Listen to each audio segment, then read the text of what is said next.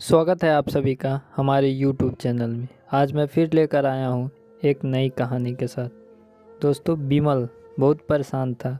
उसे समझ में नहीं आ रहा था कि वो इस परिस्थिति में कैसे निपटे। वो अपनी माँ को बहुत चाहता था, किंतु उसकी पत्नी और बच्चे उनके माँ से बहुत दूर भागते थे, क्योंकि उनकी माँ की एक आँख नहीं थी। साथ ही उनकी कमर भी 90 अंश पर झुकी थी। वैसे वह अपना काम सब खुद कर लेती थी, किंतु फिर भी वह उनकी पत्नी और बच्चे के लिए हमेशा खटकती है। दादी, आप ऊपर के कमरे में जाओ, मेरे दोस्त आ रहे हैं, बिमल के बेटे अखिल ने बड़े बेरुखी से कहा। पर बेटा, मैं तो यहाँ बहुत दूर बैठी हूँ, बिमल की माँ ने बहुत प्यार से कहा। नहीं, आप उसके सामने मत रहो, वो मुझे चिढ़ाती हैं। आखिर में ज़ोर से डांटते हुए कहा। क्या हुआ अखिल, क्यों चिल्ला रहे हो? बिमल की पत्नी कामनी ने किचन से ही आवाज़ लगाई। देखो न माँ, ये दादी यही ड्राइंग रूम में बैठी हैं और मेरे दोस्त आ रहे हैं। अखिल ने शिकायत भरे लहजे से कहा। माँ जी, आप ऊपर चली जाओ, क्यों हम लोगों को जलवाती हो? कामनी ने बेटे का पक्ष लेते हुए कहा। बेचारी सरस्वती चुपचाप उठकर जीने के सहारा ऊपर जाने लगी। कमर झुकी होने के कारण उन्हें ऊपर चढ़ने में बहुत परेशानी हो रही थी, किंतु वो पूरी ताकत से ऊपर के एक अकेले कोने वाले कमरे में जाकर बैठ गईं। बिमल बाजू के कमरे से सब सुन रहा था। उसे कष्ट हो रहा था कि उनकी माँ को अपमानित होना पड़ा, किंतु वो असहाय था। अगर वो कुछ कहता तो उसकी पत्नी और बच्चे उसका विरोध करने लगते थे। दूसरी तरफ तर्क भी सही लगते थे, क्योंकि वो एक प्रशासनिक अधिकारी था। उनका सामाजिक स्तर बहुत ऊंचा था। उनकी ससुराल भी एक उच्च घराने में थी।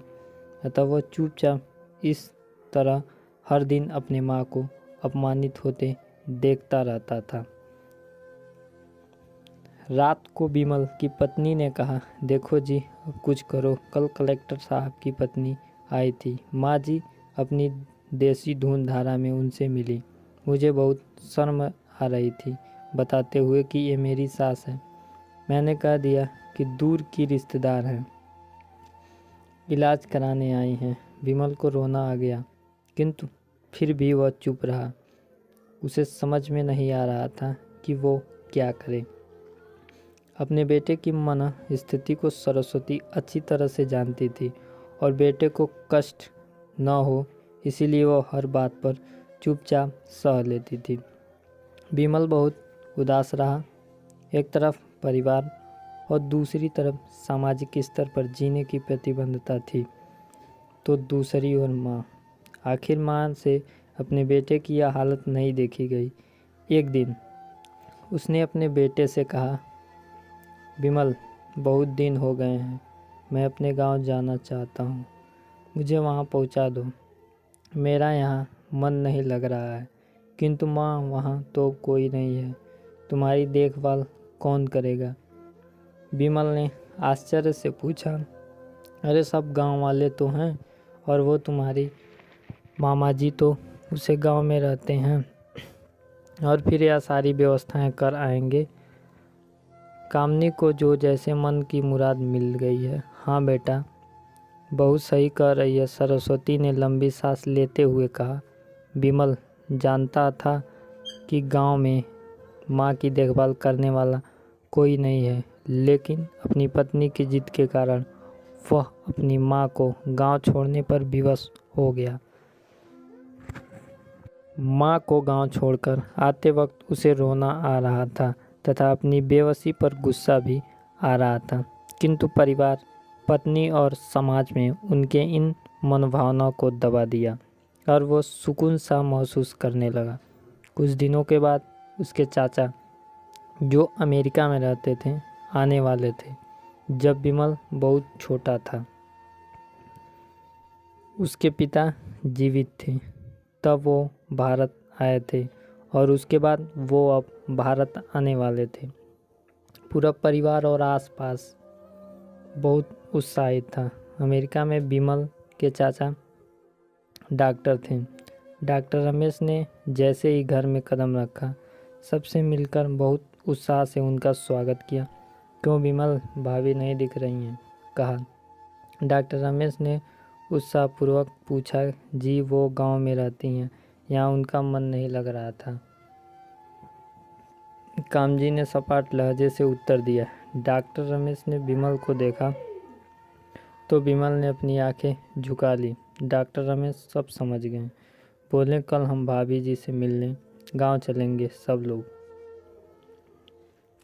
दूसरे दिन सभी लोग गांव के घर में पहुँचे। देखा कि सरस्वती को बहुत तेज बुखार है और वो पलंग पर असहाय पड़ी है। डॉक्टर रमेश दौड़कर सरस्वती के पास गए, उसके पैर छूकर रोने लगे। सरस्वती की ये हालत उनकी कल्पना से परे थी। वाह बेटा विमल, तूने तो नाम उजागर कर दिया। अपनी माँ की ये हालत देखकर तुझे तो शर्म भी नहीं आ रही होगी। डॉक्टर रमेश ने विमल को लगभग डांटते हुए कहा, नहीं देवर जी, विमल का कोई दोष नहीं है, मैं खुद गांव आई थी। सरस्वती ने अपने बेटे का बचाव किया। मुझे सब पता चल गया भाभी, आप चुप रहो। क्यों बहू, तुम्हें अपनी सास की कुरूपता पसंद नहीं आई? समाज में तुझे नीचा देखना पड़ता है ना? डॉक्टर रमेश ने कामनी की ओर देखा। कामनी निरंतर होकर विमल को देखने लगी। आज तुम जिस सामाजिक स्तर पर हो वो इन्हीं के संघर्षों की देन है। और बेटा विमल, तुझे शायद मालूम न हो कि बचपन में जब तुम 1 साल के थे तब छत से नीचे गिरने के कारण तुम्हारी एक आँख फूट गई थी और तुम्हारी रीढ़ की हड्डी में भी समस्या थी। तब तुम्हारे इस कुरूप माँ ने अपनी एक आँख और अपना बोन मेरो तुम्हें देकर इतना सुंदर स्वरूप दिया था। कामनी बेटा, इतने सालों तक संघर्ष करके बेटे को प्रशासनिक अधिकारी बनाने वाली इस संघर्षशील औरत की तुम लोगों ने यह दशा कर दी, तुम्हें ईश्वर कभी माफ़ नहीं करेंगे। डॉक्टर रमेश की आंखों में आंसू जलधारा बह रही थी।